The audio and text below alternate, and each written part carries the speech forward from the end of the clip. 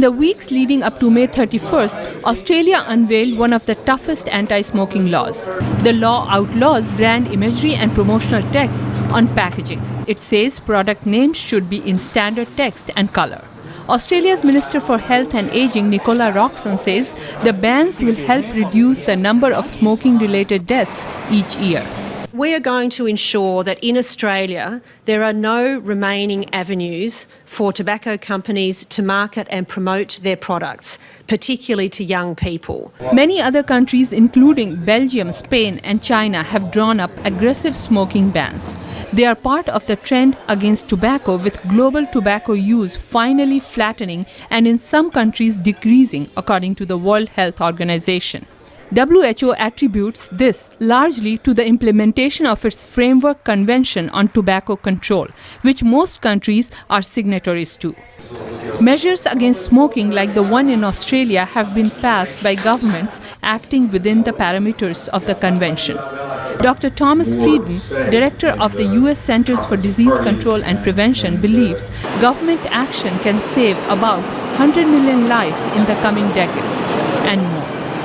In general, tobacco control is a net positive for a country's economy. Fewer people have strokes and heart attacks and cancer, fewer people are disabled. The WHO's Framework Convention came into force in 2005. More than 170 countries have ratified it. According to WHO, smoking in Australia, Norway and Mexico has dropped by 5% since the convention.